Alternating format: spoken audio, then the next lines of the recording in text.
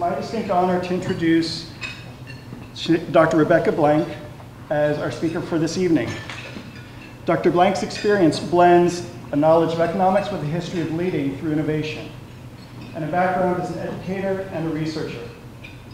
After earning her undergraduate degree in economics from the University of Minnesota and a doctoral degree in economics from MIT, Chancellor Blank held faculty positions at Northwestern, Princeton, and then served as an assistant visiting professor at MIT.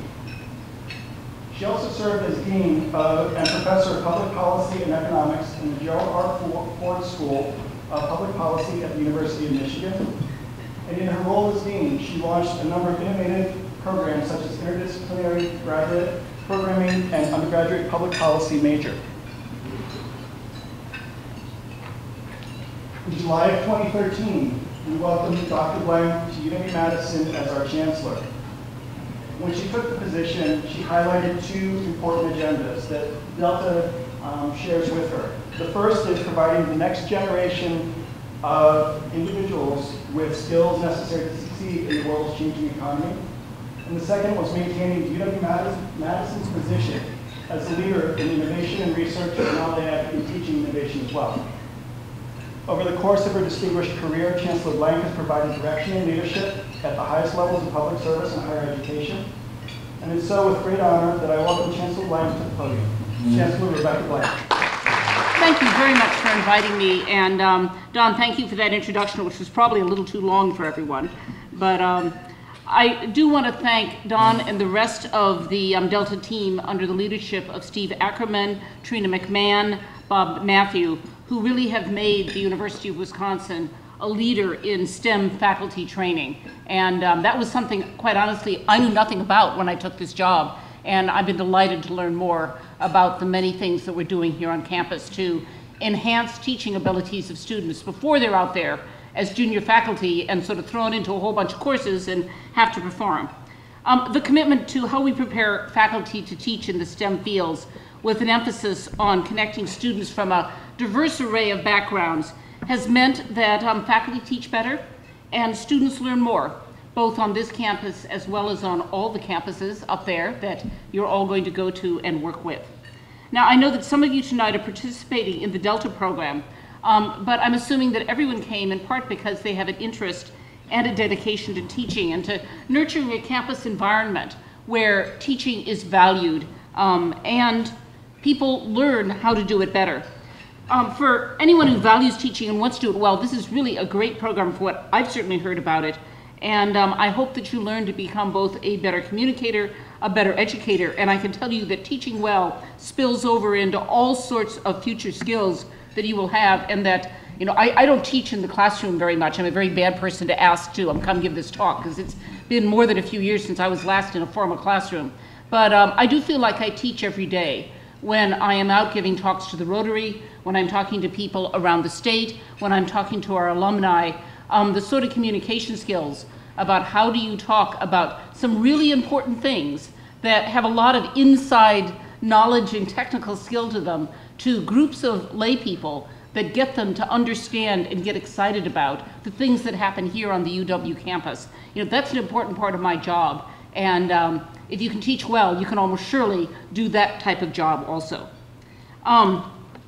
One of the greatest challenges of teaching, and one of the reasons why the Delta program is so important, is that you get to teach the students who are in front of you. Now, all of you have been successful academically. You wouldn't be here at the University of Wisconsin as students or as faculty if you hadn't. And you know, most of us are actually pretty good at teaching people like ourselves, right? And I suspect a good number of you in the room, like me, were the people actually took notes and went to every class and read all the assignments and really liked this, right? The trouble is not all of your students are like that. So becoming a good teacher requires a real understanding of how do you teach to an enormously wide range of students who come into the classroom with very different backgrounds and very different degrees of interest in the subject that you might be assigned to teach about. It's not an easy thing to do that well. Teaching is not a natural skill. Like all skills, some people do it better than others without coaching, but you can always learn more. And I think one of the tragedies of teaching, we were talking about this just a few minutes ago, is that too many junior faculty walk into a classroom, they have never, for all intents and purposes, really taught before, and they learn on the job.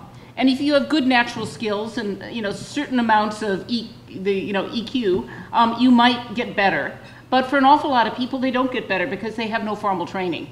And like all other skills, formal training and learning how others think about this and the frameworks and the theories that exist around it and the various examples in the research that tells you how to do it better or worse actually matters. And you are very fortunate to be in this program because I promise you that there are very few people around the country in any set of fields that have these sorts of training programs for people who are going to be out there in a whole variety of different teaching type positions.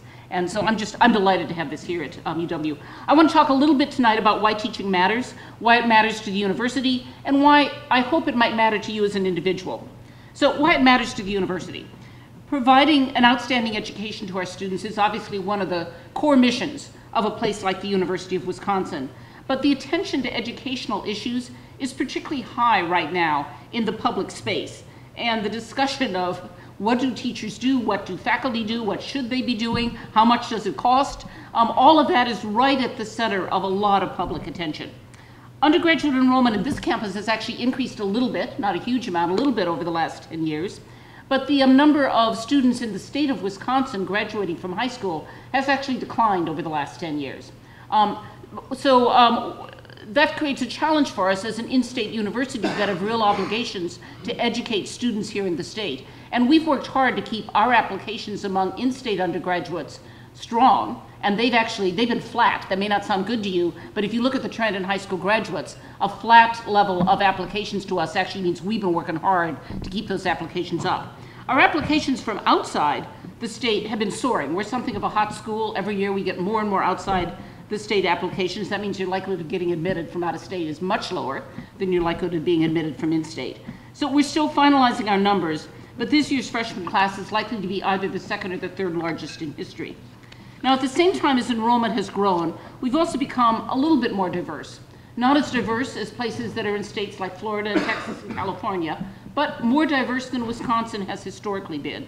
And greater diversity has many good effects on our community, but it can mean that more students arrive on our campus without fully understanding all of the expectations that a high-quality educational institution has for its students. This is just a very culturally strange place. If no one in your family has ever gone to college and you sort of arrive here as a freshman, and this is the first time you've been around something like this, it's like saying you're going to go live in Thailand for the next year. People just speak a different language, the culture is different, the dress is different, the behavior is different, and that creates some real challenges for our teachers to reach out to students who come from such different backgrounds. And of course, we've got a number of students who truly do come from Thailand who are dumped here in Madison, and you've got that type of diversity going on as well. In other words, with growing diversity, cultural competency becomes increasingly important, and we've never needed great teaching more than we do right now, particularly teachers who are prepared to teach a heterogeneous group of students. 6 years ago, the faculty and the leadership here at Wisconsin foresaw some of these challenges and did something that, I'll be honest, I can't imagine doing right now in the political environment, but I am so grateful that they did it. Chancellor Biddy Martin and her leadership actually persuaded the legislature that we were going to increase our tuition by $500 a year over a 3-year period. This is our undergraduate tuition in state and out of state, and throw all of that money into improving teaching. And from the minute, that's called the Madison Initiative for Undergraduates, and from the minute we started carrying out that initiative, you can start seeing lines of improvement in retention rates, in, with a 4-year lag, time to graduation, likelihood of graduation, some of the things that are happening to our students who have historically perhaps performed a little bit worse, their performance coming up. The money went into 3 things. It went into hiring more faculty for those big introductory classes that too often close out or are really large. It went into improving and expanding our advisory services, and it went into scholarships. And it's made a difference. Our first-year retention rate into our sophomore year is now over 95%. That's as good as you get at these big public universities. And what's even more rewarding is there was always a big gap in retention between historically disadvantaged students and everyone else. That gap in the last 2 years is entirely closed. And that retention rate of 95% is everyone's retention rate. And I ascribe a lot of that gap closure to what we did with the Madison Initiative for Undergraduates. However, even with the MIU dollars, as you know, we're in something of a budget crunch. And one of my real concerns is, I do not want to lose the progress we have made in our undergraduate performance and teaching and delivery because of what's happening with the budget. So I've got a number of folks from around the campus really working on a variety of ways in which we can continue to advance on retention rates, on graduation rates, on overall performance in classes. Here are a few of the things that are under discussion. We don't do these things by and large. We don't label classes by the year they're supposed to graduate. So we never make it clear from day one that, if you come in this year, you're the class of 2019, and we actually expect you to graduate in 2019. Now, not all students make that, but setting an expectation is actually pretty important. Anyone who knows the research on that type of expectation setting understands that. Not allowing students to apply to special admissions programs, such as business or engineering, multiple times. We have people who were applying to these programs and getting rejected all the way up into the middle of their senior year. Guess what? They weren't making progress towards a degree elsewhere. And many of them either didn't complete or took another 2 years to complete. That adds to student debt. It adds to all sorts of things that you would really like not to be going on. Here's an innovative idea, requiring that students actually declare a major at the end of their sophomore year. We haven't gotten all the faculty there yet, and we haven't gotten all the schools and colleges there yet, but we've got to do that. Even if the major changes, you want people to have a sense of where they're going, what it takes to get there, and you want them to be the direct, after 2 years in this campus, they need that type of direction. So those are some of the changes that we are working with. But for those efforts to work, we have to have the class slots available where students need them. We have to have high quality teaching so that students get the material that they need to acquire. And we need good advisors for those who, and this is virtually all students, at some point in time need special assistance. At the same time we're talking about graduation and retention, we're also talking a lot in the public space about ways to use new technologies to deliver education differently. And as you know, there's this whole theory that says sometime soon we're all going to sit in our bedroom in our pajamas and acquire college degrees, and we don't need universities and colleges anymore except a few faculty to film these lectures. I'm a pretty strong believer that residentially based universities are going to continue to offer an enormous advantage to students who can take advantage of them, right? It is costly to deliver education this way. You all know that. And I'd actually be delighted to see a wider range of affordable choices for higher education, but there will always be space, particularly for high-end residential colleges. And our challenge, I think, is to make sure that everyone has some access to those schools, not just people with money. If you aren't familiar, and I suspect everyone in this room is, with the growing research literature on how a variety of educational and technological tools can enhance teaching, you should become familiar. I mean, active learning techniques, teacher feedback techniques, there's a lot of evidence that all of this improves the classroom. So even if we don't all move to our bedroom and take MOOCs for the rest of our lives, there's a whole lot that technologies can use to improve. And in fact, particularly at the very big public institutions, what is our Achilles heel? Our Achilles heel is always those big introductory classes with 500 students where, when I was an undergraduate, you sit in the room in a huge auditorium, the teacher's a little speck at the front of the room, and half the people aren't listening, because who can listen and pay a lot of attention in that environment? Our ability to basically use these new technologies to more actively engage students and to provide teachers with better feedback and to change the nature of those big classrooms, to me, is the biggest promise of these new educational technologies in a public university. If we can use these technologies to improve that first-year teaching experience, we can do wonderful things in terms of the educational performance of our students, getting them ready quicker to move into more advanced classes, giving them a broader range of knowledge out of those distribution requirements, and simply engaging them more effectively in the whole process of learning, which is something we hope they will be engaged in through their entire life. So, we're trying to do some innovative things on that front, and I know Steve Kramer is sitting here somewhere. Steve is in charge of an initiative trying to bring more of the teachers of these big introductory classes together and let them think about how they can transform some of these classrooms. And we've got a number of departments doing very innovative things on that front already. So, enough about sort of the bigger picture of why, from a university point of view, this matters. Let me segue a little and talk about why teaching should matter to you. And I do have a number of colleagues in my past days as an economist who would simply say at lunch, look, I teach because it's a requirement of the job, but I'm a researcher. That's why I'm here. You know, the teaching sort of gets in the way, and I do as little of it as I can, right? And I suspect all of you could name a few folks like that. We all know that no matter how well you teach at a Research One university, it's not the teaching that's going to get you tenure. You have to publish research that expands the boundaries of knowledge in some way in peer-reviewed outlets. But if you are at a university, or if you're at a college, or if you're at any place that engages students, you are going to be expected to teach. So why should you work to do a good job at that? Now, one answer is simply because your students need it and they expect it. And if you aren't interested in education, you probably should have gone to a pure research institution to start with.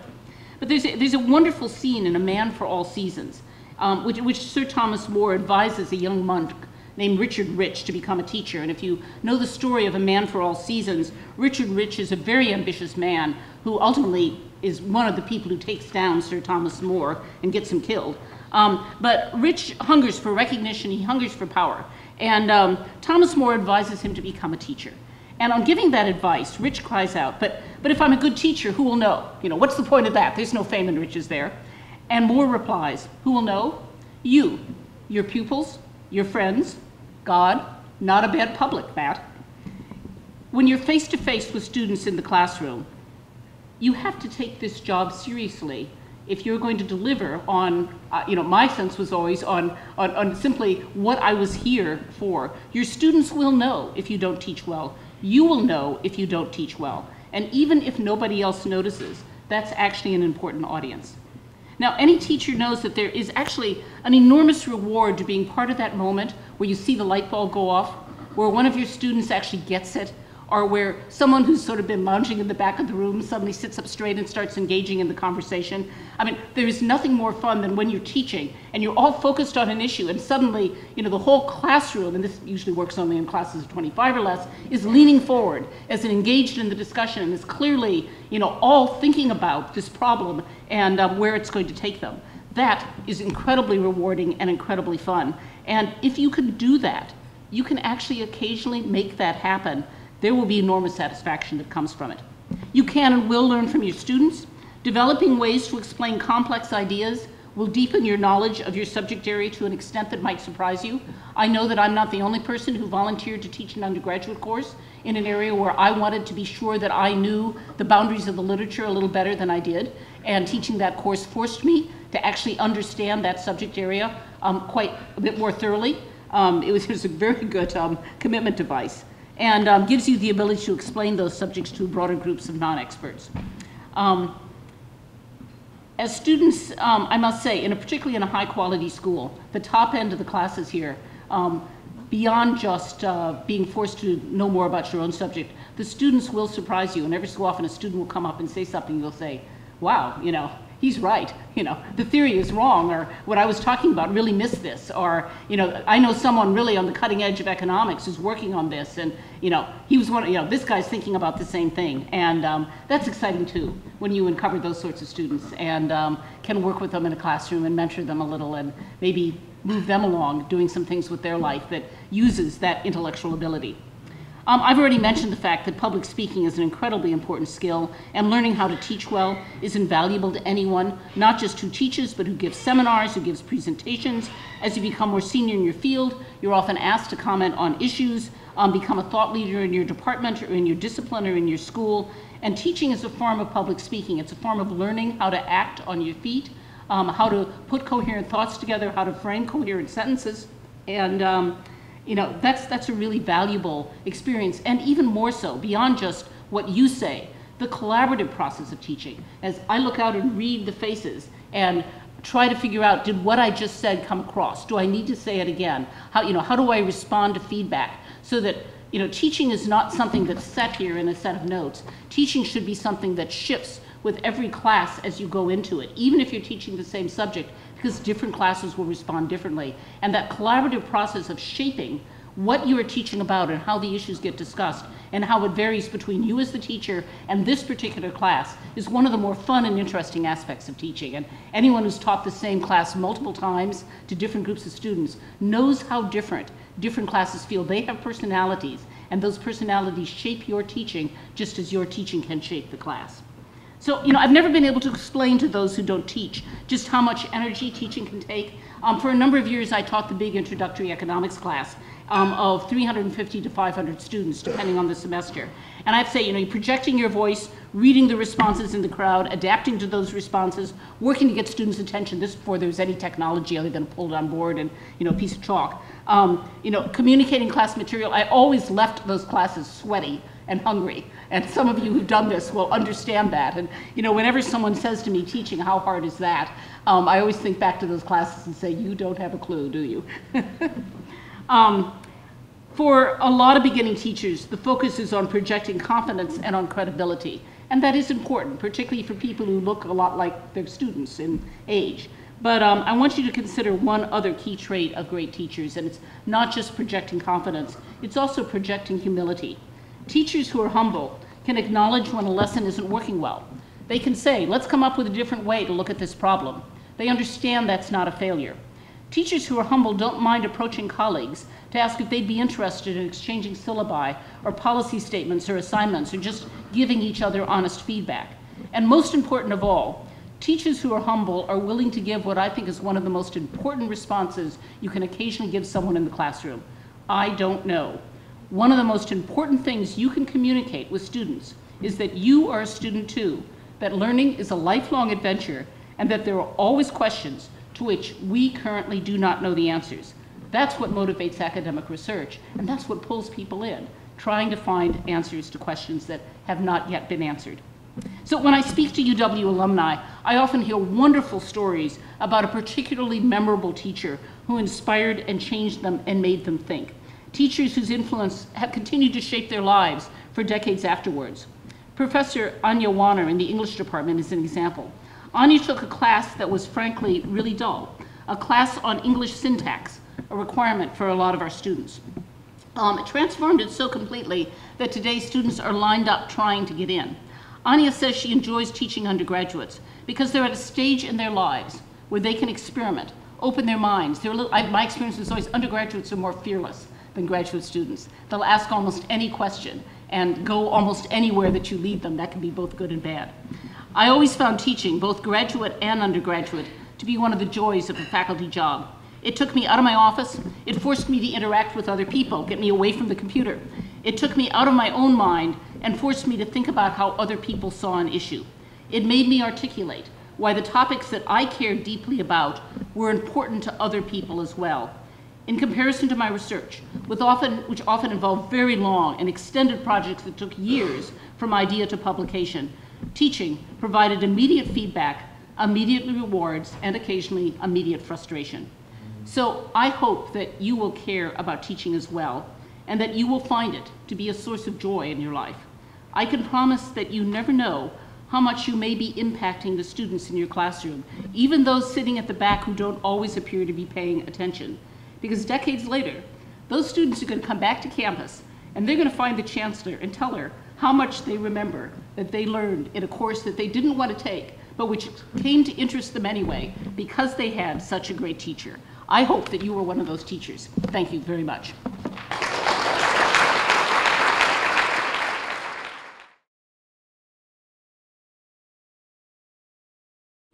I'm curious if there were any things that came up in the conversation at your table that you were just like, wow, hadn't thought of that, it's going to change me. How I change.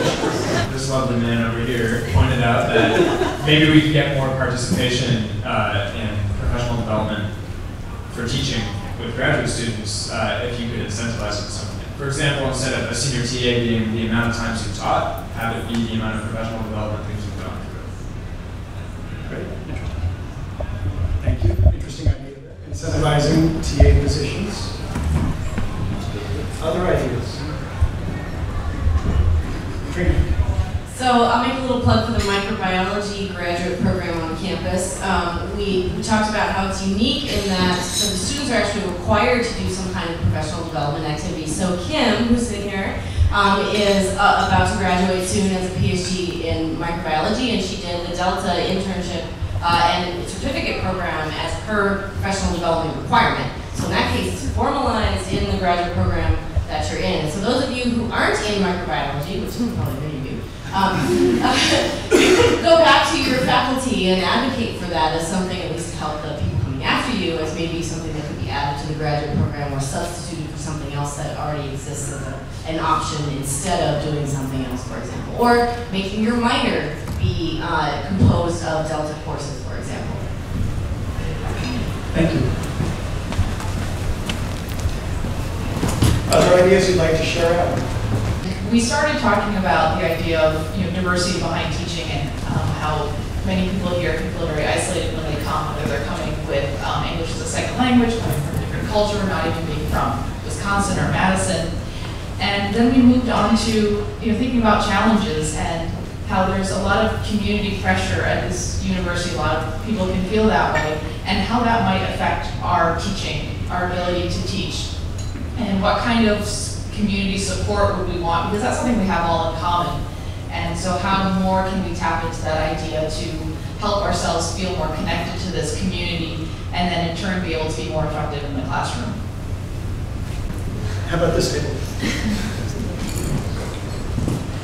We talked about a lot of really interesting things, but one of the things that struck me personally was this idea of teaching as a communication method. So really sort of understanding where you're coming from, where your learner or target communicators are coming from, whether that's being a faculty member and understanding that there's a huge field of literature that's already shown that active learning is effective, and we don't have to study that again, or just in those things, or whether it's understanding that the people we're teaching aren't the same as us, like the Chancellor was talking about. And in our personal lives as new faculty, how do we make that balance between understanding all the differences, but also looking at the similarities and balancing our lives versus their lives and successes and ownerships. And I thought that what I took away as a balanced discussion and leveraging resources and really looking at it as a communication problem was fascinating and made me really excited about the future faculty.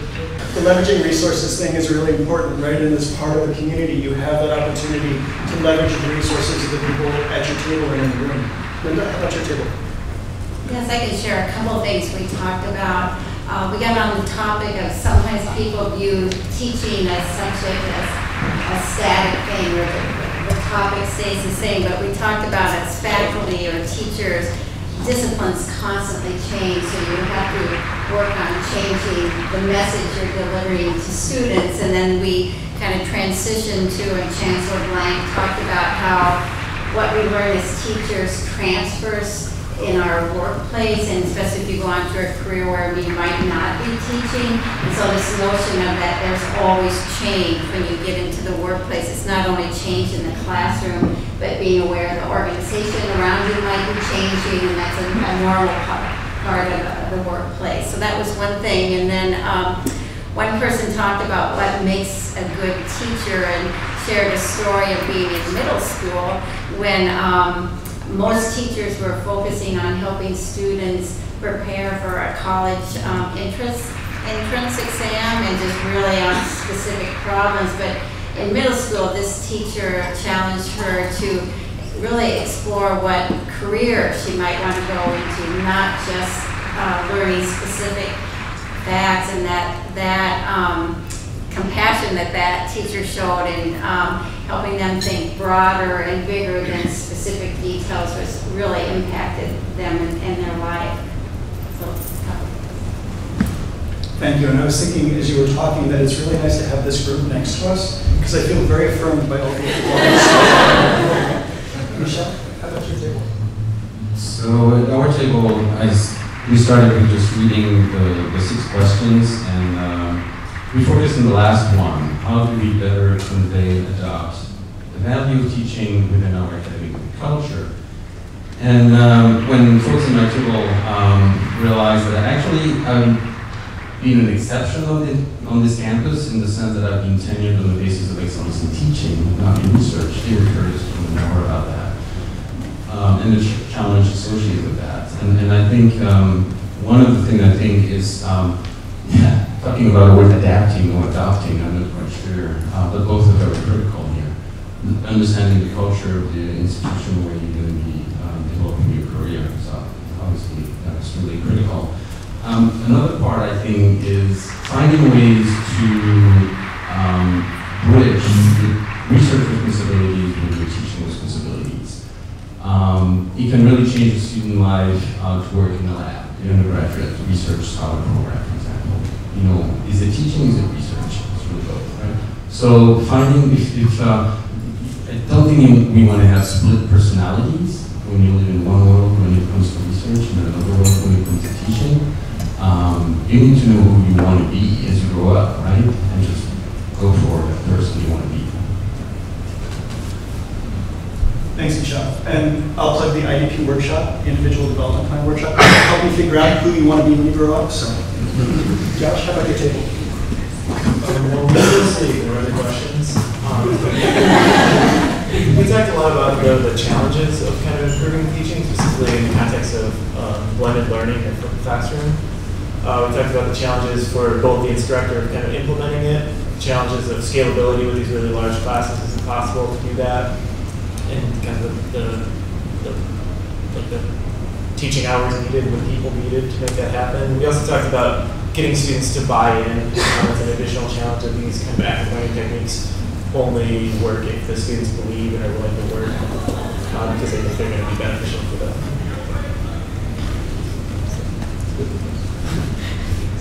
Thank you. Kate, how about you?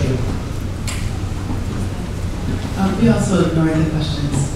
We always thought we'd get to them later once our interesting conversation got boring. So we took off on Chancellor Blank's idea about finishing your major by the end of your sophomore year, and we talked about why can never major at all. And at our table we have under lower education teacher, I don't know, 10th grade, middle school, so we saw the whole trajectory.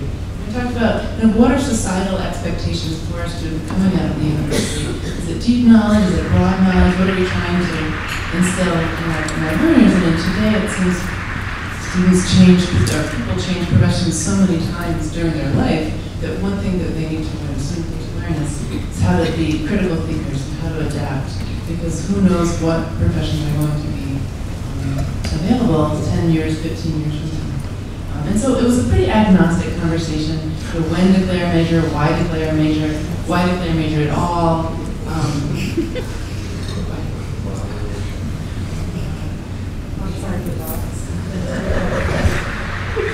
We also thought it was really important for teachers to model certain behaviors like saying, I don't know, but let's work together and find out.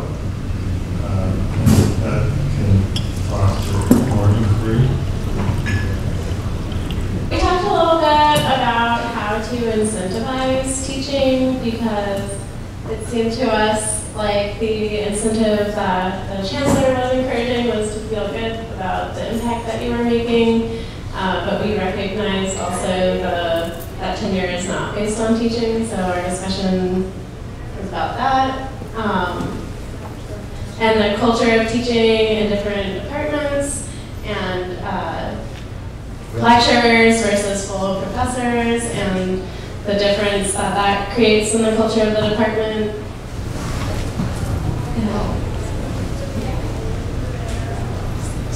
Certain people took it on themselves to develop expertise.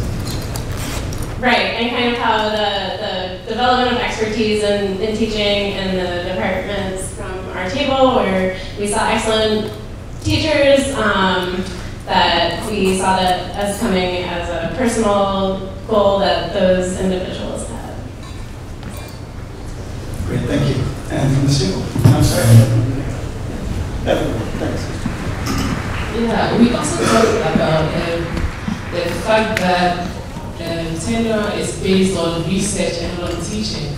And we recognize the fact that there's some people who have excellent teachers, but not so much into research. And there are some people who really love doing research and don't really like doing teaching. And so if there could be that kind of division, like separation of teaching duties from research duties, so that people get employed and they know they're coming to do teaching only, or they come in to do research only. Then it takes the pressure of if you are doing teaching and you don't like teaching, doing research and you don't like to teach, then just concentrate on what you want to do. That would make them both sides, so both researchers and then teachers very efficient in what they are doing without the added pressure of not doing what they really don't want to do. Great, thank you. Mark, we had two people at our table attend the same program that was described as eye-opening. And it was a program about academic life at research-intensive institutions. So I think it speaks to the importance of doctoral students and other future academics being exposed to alternate visions of what important academic and intellectual work can look like. Thank you, Mark. And I think I got around the room. Last table here. I guess there's two things I would comment on from our table. First of all, there was a lot of discussion about what do you do when Chancellor Blank talked about people not, looking out at the sea of faces and seeing that people don't understand, and what can you do then? Can you throw out some of the material to spend more time on the parts they don't understand, or can you respond later in writing, have people submit questions in writing so that you don't derail your whole lesson plan or your whole curriculum? What are some different strategies? And I think a lot of people also had an interest as kind of, budding young teachers in more training on just the logistics of how to put together a lesson plan, how to make sure you're prepared for class, and that kind of thing, and not always the theory of great teaching, but just how am I going to survive my first year of teaching. So. Thanks, Vicki. And from a diversity perspective, the diversity of ideas that have come up around the room is just fascinating, isn't it? Some really great ideas across all of the different tables.